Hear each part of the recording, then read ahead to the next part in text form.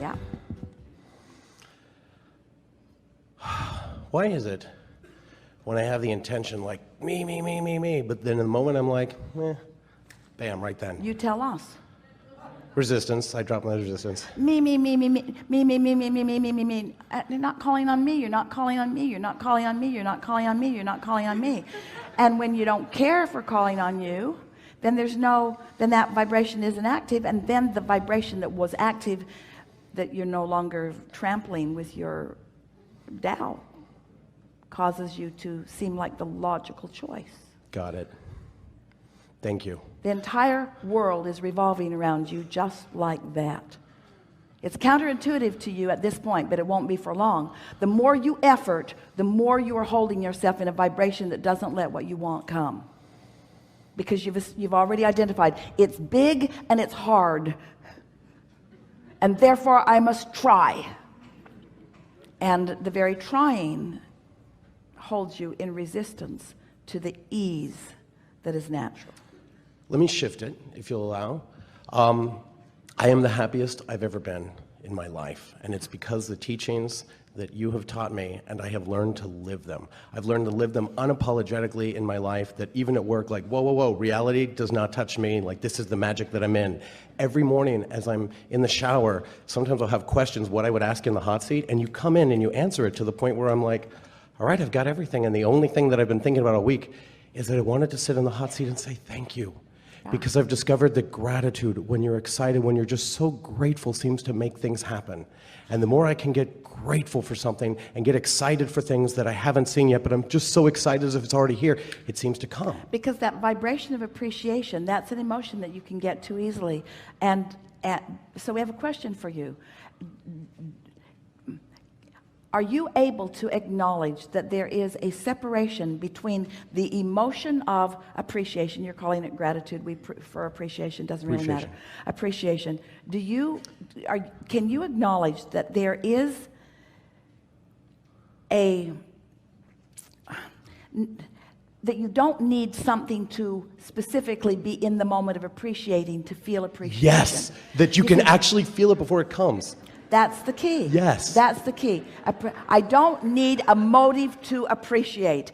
And in not having an ulterior motive, in just getting there, then the world is your oyster. Everything will flow to you easily, and is. Someone sat in this hot seat once, and I was listening to them in the car, and they were asking for, somehow you gave a rampage about a BMW. And at the time I was like, oh, that would be neat. And so I pretended, and I got to the point where it felt like it. And then sure enough, I find myself a few months later in wow, I didn't even want it.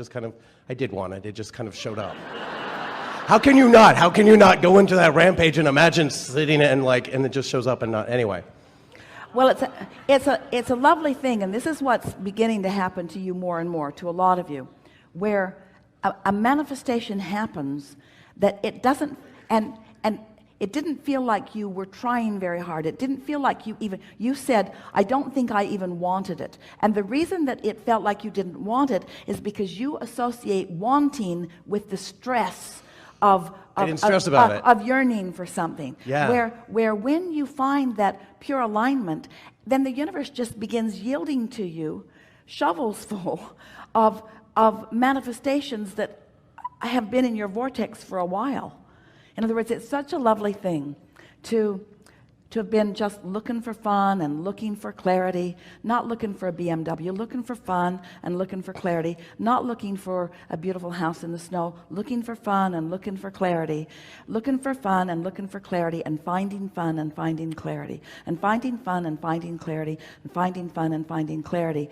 And then things begin manifesting in your experience effortlessly, because you finally are experiencing the power of the leverage of alignment.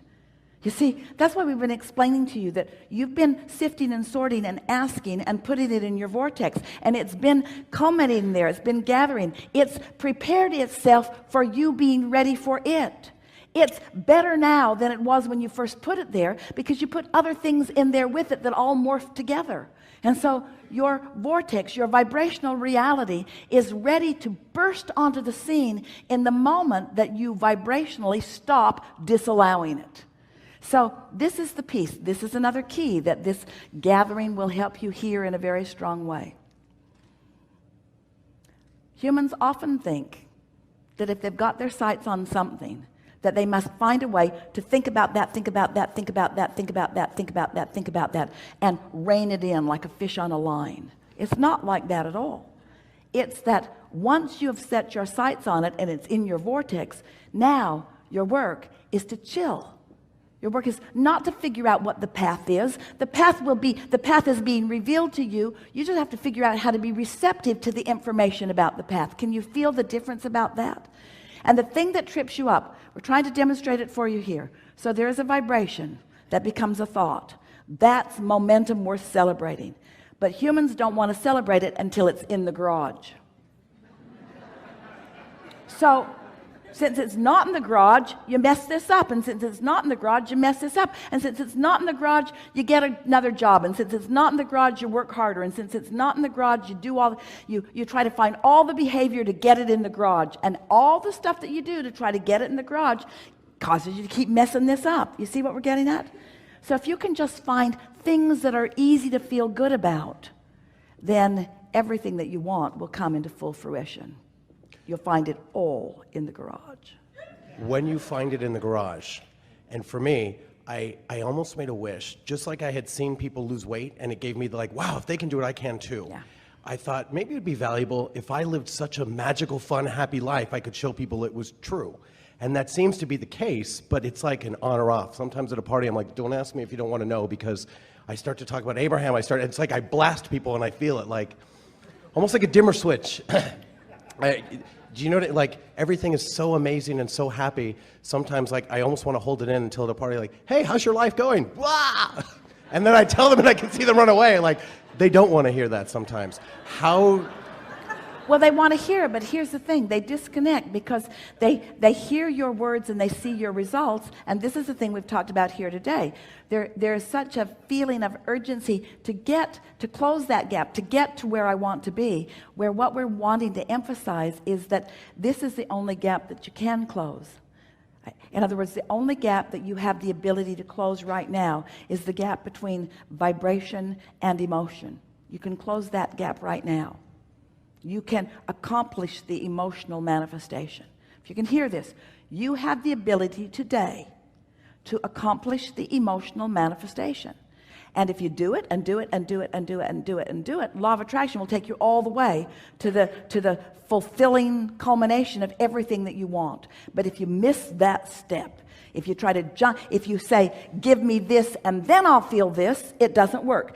Give me the manifestation and then I'll feel the emotion. That's backwards. Find the emotion, and the manifestation is the momentum that will follow every single time. And once you get that, we've never said it more clearly, you've never heard it more clearly. Once you get it into alignment like that, then so much that's been in your vortex. You see, that's what people mean when they say, oh, I found you and now I'm happier. All that happened in their meeting of us is that we helped them to settle in to their natural vibration of allowing what they had already done all the work about. The work's already done. You got here, you explored, you asked, you filled your vortex full of so many things that are important to you. And now, as you find a way to just chill a little and reach for that unconditional emotion. I'm not happy because a BMW is on the way. I'm happy because I want to be happy. I'm not happy because I found my perfect mate or because my perfect mate is on the way. I'm happy because I'm happy. I'm happy because I'm happy. Turns out your necklace is the key.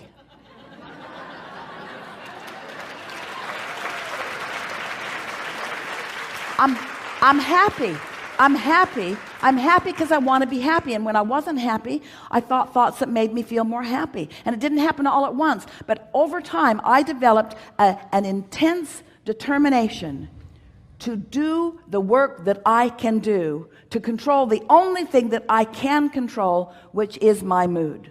And now you understand the physics behind it. You know that vibration is turning into thought, and emotion is right there with the thought. And that's the manifestation you're reaching for. And if you will leave it at that, if people say, what do you want? You say, I want to be happy. And they say, well, what makes you happy? And you say, being happy.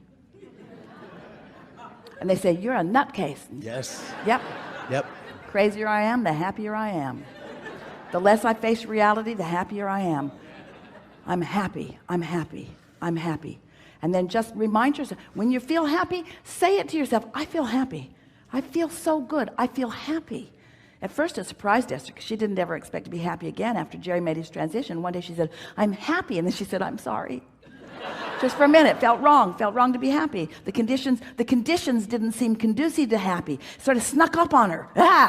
I don't think I'm supposed to be happy under these conditions. You're supposed to be happy under all conditions. You're supposed to be unconditionally happy. That's what's natural to you, you see. And then the conditions will morph into all of the nuances, all of the details, all of the stuff that you've been defining. And how do I share that and not blast people? What do I... Well, when you feel it, you radiate it. But here's the tripping point for you. You don't want to be happy to elicit a response from them. You want to be happy, and you want the response from them to be none of your business, because it isn't any of your business, because you can't control. You don't know where they are when they meet you. Somebody who's not happy, meeting a happy person, it never goes well. It never goes well. All you do is remind them that they're not happy. And then I feel terrible about it, like, I pushed them further down. And then when you explain to them why you're happy, that makes it even worse. It's like an indictment of what they're not doing. Right. And then they resent you. They wish for your demise.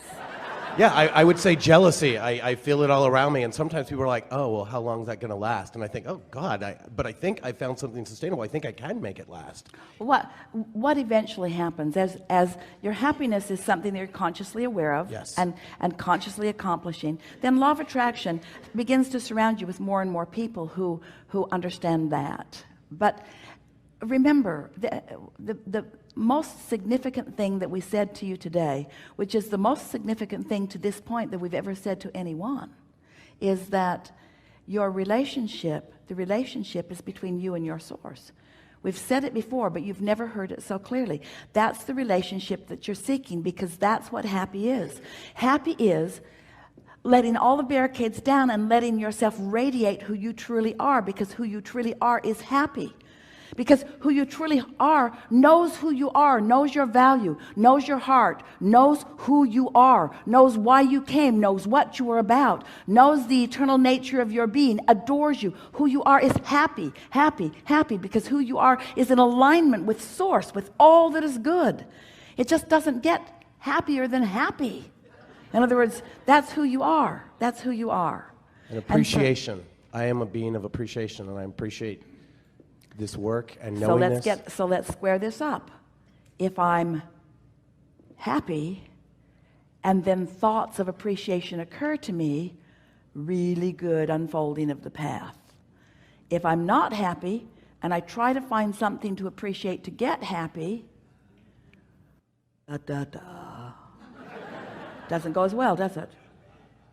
So do you accept that you wake up, and that when you wake up you have the potential of being happy? Try it. You'll like it. Try it. See what happens.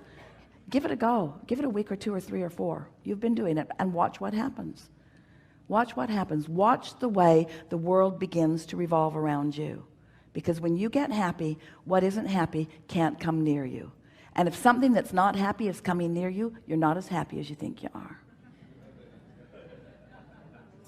Thank you. Yeah. Thank you.